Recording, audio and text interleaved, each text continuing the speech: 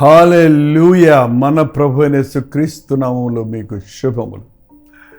దేవుని మహాకృప వలన ఈ ఇయర్ ఎండింగ్లో డిసెంబర్ 24వ తారీఖులోని మనం వచ్చినాం.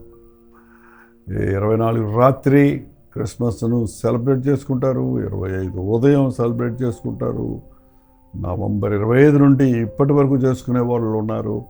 అసలు మాకు ఇది వద్దే వద్దు అని ఈ విషయమే అసలు జ్ఞాపకం చేసుకొని వారు ఉన్నారు.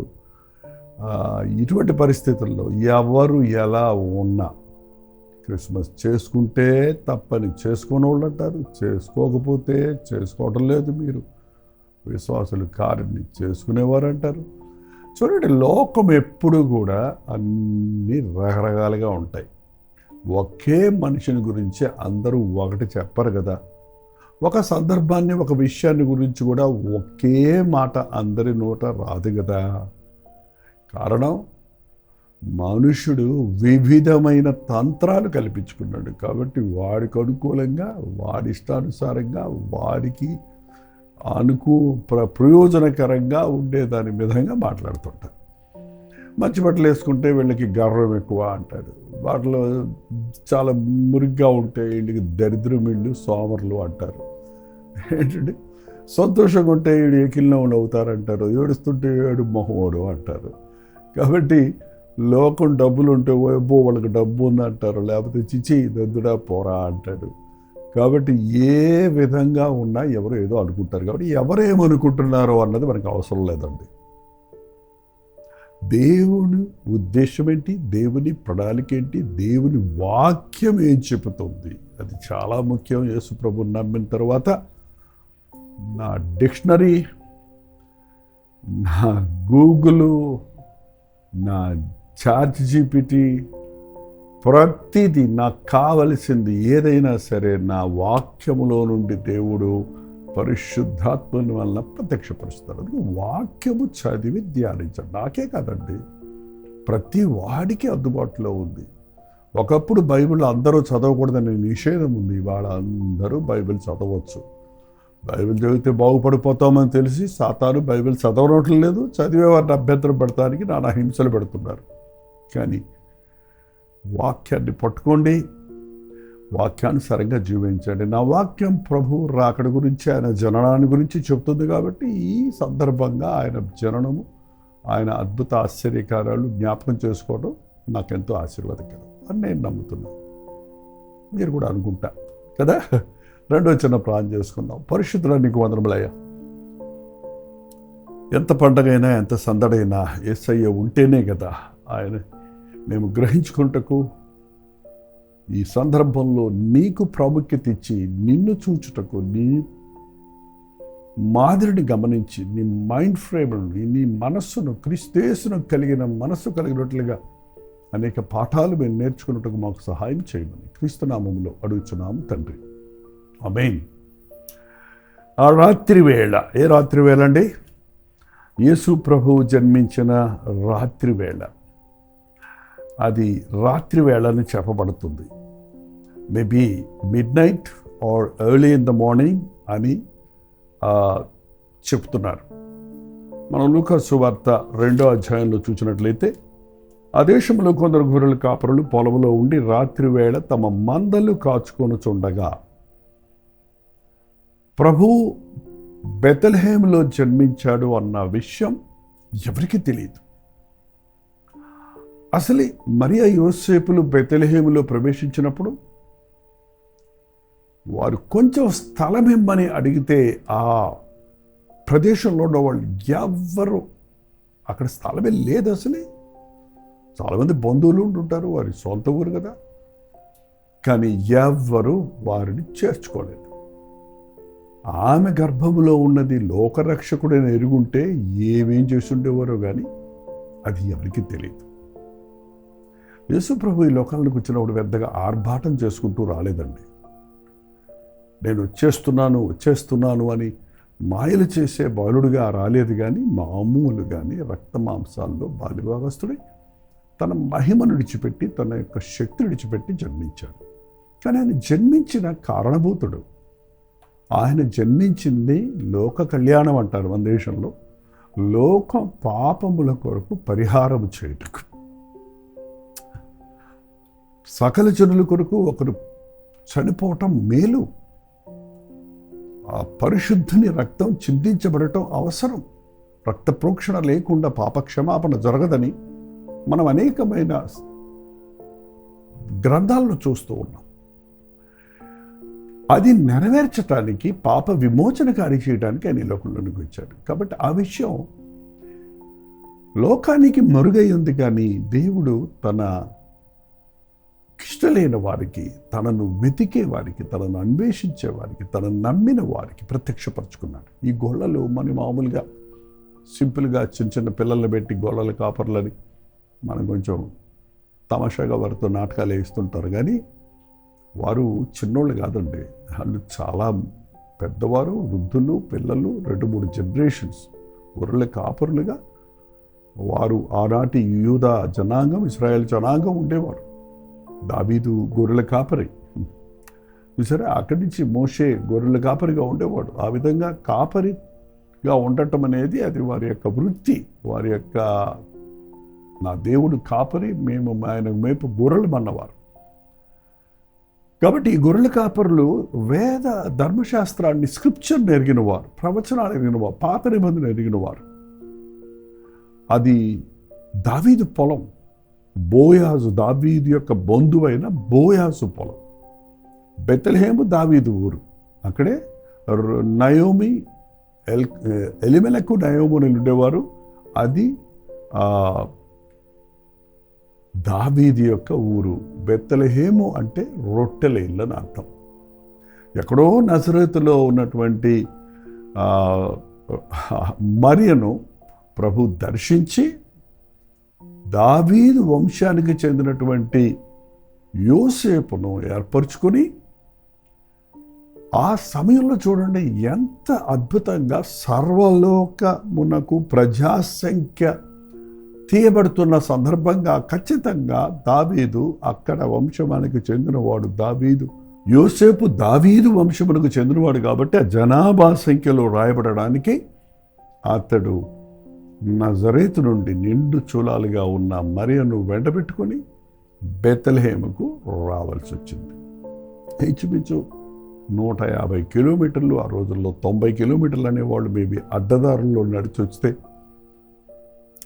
అది 90 కిలోమీటర్లు, కానీ ఈరోజు ఆ రూట్ అమ్మడ మనం వస్తే కనీసం 150 కిలోమీటర్లు ప్రయాణం చేసి గాడిద మీద ఎక్కించుకొని ఆడ తీసుకొని వచ్చాడు. ఆ సత్రంలో స్థలం లేనందున పశువులు గడ్డి మేసే స్థలంలో, పశువుల్ని కట్టిపెట్టే స్థలంలో, ఆ స్థలాన్ని వెళ్ళినప్పుడు చూసింది అక్కడ గుహలు ఉంటాయండి. పాకలు ఉండవు, మనం పాకలు అంటాం, పందిర్లు అంటాం, కానీ అక్కడ రాతి నేల కాబట్టి గుహలు ఉంటాయి. ఆ గుహలలోనే ఇంటి బయట ఉన్న గుహలలో పశువుల్ని కట్టేవారు.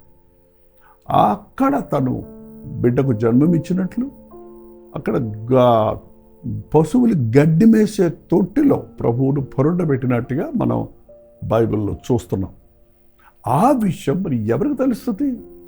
జనాభా సంఖ్యలో కిక్కిరిసిపోయినటువంటి బెత్లెహేములో ఎంతోమంది పిల్లలు ఆ రాత్రి పుట్టుంటారు. కానీ ప్రభువును గురించిన ఆ శుభ సందేశము పరలోకంలో ఆగలేక దూతలు, మొన్న చెప్పాను కదా, దూతలు ఆ సంతోషం తట్టుకోలేక, మేమెవరికైనా భూలోకంలో దేవా నీవు రాజాది రాజువి, ప్రభువుల ప్రభువు సింహాసనం వదిలిపెట్టి వెళ్ళావు, నిన్ను ఎవడు పట్టించుకోవట్లేదు ఈ భూలోకంలో, మేము వెళ్తాము అన్నట్టు దూతలు కంగారుగా వచ్చి దేవుని ప్రేరేపణతో ఆ గొర్రెలు మేపుకుంటున్న కాపరులకు ఈ సంగతి తెలియజేశారు. ఏ సంగతి? 9వ వచనం అంటే 2వ అధ్యాయం 9వ వచనం. ప్రభు దూత వారి వద్దకు వచ్చి నిలిచెను, ప్రభు మహిమ వారు చుట్టూ ప్రకాశించెను, వారు మిక్కిలి భయపడిరి. అయితే ఆ దూత భయపడకుడి, ఇదిగో ప్రజలందరికీ కలుగుబో మహాసంతోషకరమైన సువర్తమానమును నేను మీకు తెలియచేయుచున్నాను. భయపడకండి. ఇదిగో ప్రజలందరికీ కలుగుబో మహాసంతోషకరమైన శుభవర్తమానమును నేను మీకు తెలియజేయుచున్నాను. ఏంటది? దావీదు పట్టణమందు, బెత్లెహేముకు దావీదు పట్టణమని పేరు. దావీదు పట్టణమందు నేడు రక్షకుడు మీ కొరకు పుట్టి ఉన్నాడు. దావీదు పట్టణమందు నేడు రక్షకుడు పుట్టాడు మీకోసం. ఆయన ఎవరో కాదు, ఈయన ప్రభు అయిన క్రీస్తు. ఆయన చిన్న బాలుడిగా పుట్టినప్పుడే దూతలు చెప్పిన మాట, ఆయన శిశువు కాదు, ఆయన ప్రభువు, ద లార్డ్, ద గాడ్. ఆయన ప్రభు అయిన క్రీస్తు. దానికిదే మీకు ఆనవాలు. ఒక శిశువు పొత్తిగుడ్డలతో చుట్టబడి ఒక తొట్టులో పరుండి ఉండుట మీరు చూచెదరు. ఏంటంటే ఆనవాలు? గూగుల్ లొకేషన్ పంపన్నారా? లేదు, హృదయంలో ఎంతమంది పిల్లలు ఉన్నారో అర్ధరాత్రి చలితో నిండిపోయిన సమయంలో ఆ దూతలు చెప్పిన మాట మీరు వెళ్తే అక్కడ మీరు ఒక తొట్టిలో పొత్తుగుడ్డలతో, అంటే పాత గుడ్డలతో చుట్టిబడిన ఒక శిశువు పరుండుట మీరు చూస్తారు. ఇంకేం మారు మాట్లాడలేదు. అందులోకి మిగిలిన దూతలన్నీ వచ్చి కన్ఫర్మ్ చేసే వెంటనే పరలోకపు సైన్య సమూహము దూతలతో కూడా ఉండి సర్వోన్నతమైన స్థలములలో దేవునికి మహిమయు ఆయనకిష్టులైన వారికి భూమి మీద సమాధానము కలుగునుగాకని దేవునికి స్తోత్రగానములు చేసను. ఇది మీరు విన్నారు, మనకు తెలుసు. బట్ ఈరోజు మన ఫోకస్ మనం వింటున్నాం. సంవత్సరాల తరబడి యేసు నా కొరకు పుట్టెను, యేసు నేడు పుట్టెను అని మనం కూడా అరుస్తున్నాం, చెప్తున్నాం, వింటున్నాం. కానీ ఎంతమందిని ఈ క్రీస్తును కనుగొన్నాం, నీ క్రీస్తుగా స్వీకరించున్నాం, క్రీస్తులోని మహిమను, ఆయన శక్తిని, బలమును అనుభవిస్తూ ఉన్నాం. ఈ గొర్రెల కాపరులు వారి గొర్రెల మందరాన్ని వదిలిపెట్టేసి జరిగిన ఈ కార్యము ప్రభువు మనకు తెలియచేశాడు. దేవుడి దగ్గర నుంచి వచ్చిన మాటను పెడిచెవిని పెట్టకండి. మనుషుల మాటలు విన్నారో వినలేదో పోన్లే, కానీ దేవుని మాట విననొల్లని వాడు కీడు పొందుతాడు. దేవుని మాటలు, దేవుని ఆత్మ ప్రేరేపణలు మీకు కలుగుచున్నప్పుడు వాటికి లోబడండి. దేవుడు వెళ్ళు మందిరానికి, లేచి ప్రార్థన చేయి, లేచి మొరపెట్టు, లేచి పరిగెత్తు, లేచి నా మాట విను అని అనేక సార్లు వాక్యంలో చెప్తున్నారు. అలా చేసిన వాళ్ళందరూ మేలు పొందారు. ఆ హెచ్చరికను పొందని వారు, తీసుకోని వారు నష్టపోయారు. ప్రభు చెప్పాడని వారు ఒకరితో ఒకరు బెత్లెహేములకు వెళ్ళి చూతుము రండని ఒకరు చెప్పుకొని త్వరగా వెళ్ళి అసలు నిర్లక్ష్యం చేయలేదండి వాళ్ళు. మనం రేపు చూసుకుందాం అనుకుంటాం.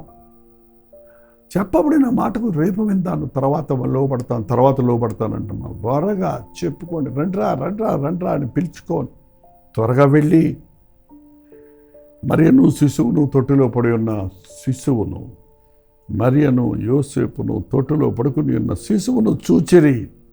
వారు ఆ శిశువును చూచి ఈ శిశువుని గురించి తమతో చెప్పబడిన మాటలను అక్షరాల దూతలు చెప్పిన విధంగానే ఆ తొట్టులో పరుండి ఉన్న బాలుడైన క్రీస్తును చూసినప్పుడు ఆయనలోని ప్రకాశం, ఆయనలోని తేజస్సు, ఆయన రూపముగా, మానవ రూపముగా, బాలుడిగా అక్కడ ఉన్నాడు. కానీ ఆయన దైవ సంభూతుడని గుర్తించిన ఆ కాపరులు, వారికి చెప్పబడిన దేవదూతలు చెప్పిన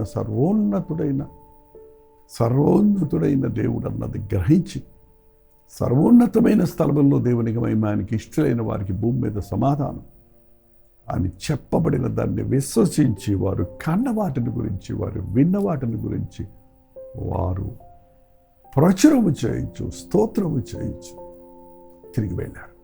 ఈరోజు మనం అదే చేయాలండి. హ్యాపీ క్రిస్మస్ అని మనం చెప్పుకోవడం కాదు. ఈ క్రీస్తుని ముందుగా నీ రక్షకుడిగా అంగీకరించి ఈ రక్షకుని ద్వారా నీవిచ్చి పొందేటువంటి సకలాశీర్వాదాలు పొందుకొని ప్రభువును స్తుతిస్తూ నీవు విన్న వాటిని, నీవు అనుభవిస్తున్న వాటిని, నీ క్రీస్తుని గురించి నువ్వు లేఖనాల్లో చదివిన దాన్ని బట్టి, నువ్వు వింటున్న దాన్ని బట్టి, మరి ముఖ్యంగా నీ జీవితంలో నువ్వు అనుభవించిన ఆయన శక్తిని, ఆయన ప్రేమను, నీ మనోనేత్రములు తెరవబడినప్పుడు నువ్వు పొందినటువంటి ఆ దైవ దర్శనమును గురించిన వివరణను విశ్వాసముతో లోకరక్షకుడైన క్రీస్తుని ప్రజలందరికీ కలగబోయే శుభవార్తగా ఇది ప్రచురపరచాలన్నది. చాలామంది నైటు కేరళస్ తిరుగుతుంటారు, కొంతమంది ముందు నుంచే తిరుగుతున్నారు. ఆ కేరళస్ తిరగడానికి ముఖ్యమైన కారణం ఏంటంటే ఆ రోజు గోళ్ళలు సంతోషంతో పాటలు పాడుతూ వెళ్తున్నారు. మనం కూడా అల్లరి చిల్లరగా కాకుండా దేవుని ప్రేమను పంచుట కొరకు మన చుట్టూను వారికి, మన ఇరుగు పొరుగు వారికి, మన స్నేహితులకు, మన దేశస్తులకు ప్రేమతో ప్రభు యొక్క గొప్పతనాన్ని మీకు మేలు చేసే దేవుడు ఉన్నాడు, మీ కొరకు సెలవులో ప్రాణమిచ్చిన ప్రభు ఉన్నాడని సాక్ష్యం ఇస్తూ ఆయన నీ జీవితంలో చేసిన కార్యాలు గుర్తు చేసుకుంటూ ఆయన స్తుతిద్దాం. అదే నిజమైన క్రిస్మస్, అదే నిజమైన క్రిస్మస్ ఆరాధన. సారీ, నాకు గొంతు కొంచెం బాగాలేదు, నేను నా మాటలు అర్థమై నేను నమ్ముతున్నాను. చిన్న ప్రార్థన చేసుకుందాం. పరిశుద్ధుడా, నీకు వందనములయ్యా. గొప్ప దేవుడిగా నీవు ఉన్నావని నమ్ముతున్నాము, అందుకే నీకు వందనాలు చెల్లిస్తున్నాము. మా కొరకు ఈ లోకంలోనికి వచ్చున్నామన్న సంగతి మేము ఎరుగున్నాము. అనుదినము మా జీవితాల్లో మేము కొందరం అనుభవిస్తూనే ఉన్నాము. నా దేవుడు సజీవుడు, నా దేవుడు లోక రక్షకుడు, ప్రేమామయుడు, దయామయుడు, కరుణామయుడని మా మట్టుకు మేము నీ ప్రేమను జుర్రుకొని ఆగిపోక ఈ ప్రేమను లోకమంతటికి పంచుటకు త్వరలో రానయున్న నీ రాకడ కొరకు మేము సిద్ధపడి మా చుట్టూన్న వారిని సిద్ధపరచుకున్నట్టుకు సహాయం చేయమని క్రీస్తునామములో అడుగుచున్నాము తండ్రి. ఆమేన్. మన తండ్రి అయిన దేవుని యొక్క ప్రేమయు, కుమారుడైన క్రీస్తు యొక్క కృపయు, ఆదరణకర్త అయిన పరిశుద్ధాత్మ యొక్క సహవాసము కూడి వచ్చిన మనందరికీ ఇప్పుడును సదాకాలం తోడయుండును గాక. ఆమేన్. దేవుడి స్తోత్రం. మీరు ఎక్కడెక్కడి నుంచి వీక్షిస్తున్నారో పేరు, ఊరు, లైక్ చాట్లోకి వచ్చి టైప్ చేయండి. మరి ఈ సందర్భంగా మీరు ఎటువంటి అనుభవాలు పొందుతున్నారు? ఇటువంటి సమయంలో కూడా ఎందరో బాధల్లో, శ్రమల్లో, కష్టాల్లో, దుఃఖంలో ఉన్నారు. అటువంటి వారి కోసం మేము ప్రార్థించడానికి సిద్ధంగా ఉంటాం. 954041 నెంబర్కి, ఇతర దేశాల్లో ఉంటే 9100 నెంబర్కి మీ ప్రార్థన వసతులు, ప్రైజ్ రిపోర్ట్స్ మీరు తెలియచేయండి. అండ్ మిమ్మల్ని అందరినీ శాంతి సమాధానాలతో ఈ సంవత్సరాంతంలో కాపాడాలని, నూతన అభివృద్ధితో, ఆశీర్వాదంతో నూతన సంవత్సరంలో ప్రవేశింపచేయాలని మీకోసం విజ్ఞాపన చేస్తున్నాం. ప్రవచితమైతే మధ్యాహ్నం 3 గంటలకి హెచ్చరిక, అలాగే రాత్రి 9 గంటలకి కల్వరి ప్రతి దొరిలో మళ్ళీ కలుసుకుందాం. మరో ముఖ్యమైన విషయం ఏంటంటే 25వ తారీఖు అంటే రేపటి దినాన క్రిస్మస్ ఆరాధన ఐశ్వర్య మహల్లో ఒకే ఆరాధన జరుగుతుంది. సో చెన్నై పరిసర ప్రాంతాల్లో ఉన్నవారు మీరు దూరభారమని అనుకునుక ప్రభువును క్రిస్మస్ దినాన మరొకసారి మనందరం కలిసి సంఘమంతా, సోషల్ మీడియా ద్వారా మేలు పొందుతున్న వారు కూడా రాగలిగిన వాళ్ళందరూ రండి, లేదా మీ చర్చలకు వెళ్ళి ప్రభు ఆరాధనలో పాల్గొనండి. ఐశ్వర్య మహల్ డీటెయిల్స్ కావాలంటే కింద ఇవ్వబడుతున్నాయి, మీరు వాటిని గుర్తించండి. ఉచితమైతే మళ్ళీ కలుసుకుందాం. అంతవరకు దేవుని మహాకృప మీకు తోడైనది గాక.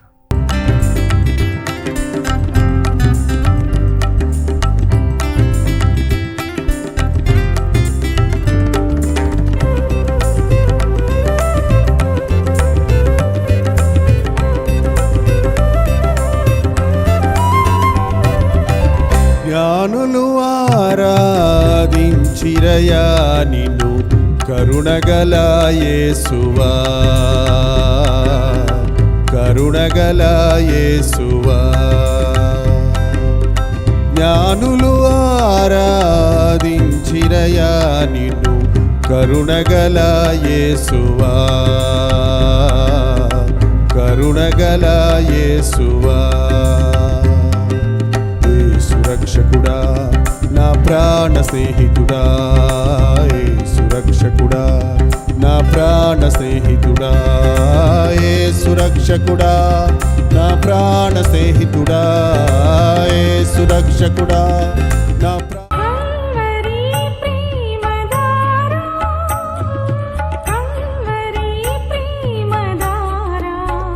కల్వరి ప్రేమధార అనే మా ద్విమాస పత్రికను ఈ మధ్య త్రైమాస పత్రిక అంటే 3 నెలలకి ఒక్కసారి మాత్రమే ప్రింట్ చేయగలుగుతున్నాం.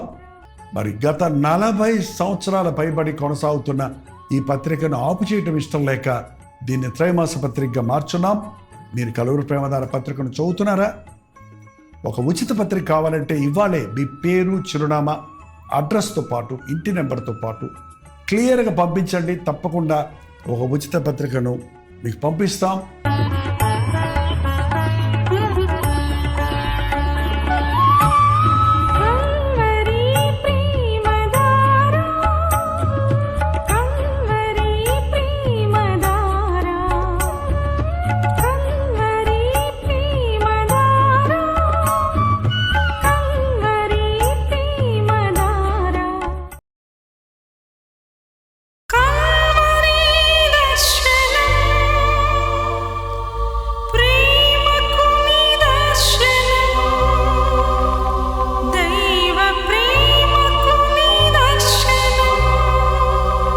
తెలుగు, తమిళ, హిందీ, మలయాళం, బెంగాలీ, ఒరియా అనే 6 భాషల్లో టెలివిజన్ ప్రోగ్రామ్స్ కొనసాగుతూనే ఉన్నాయి.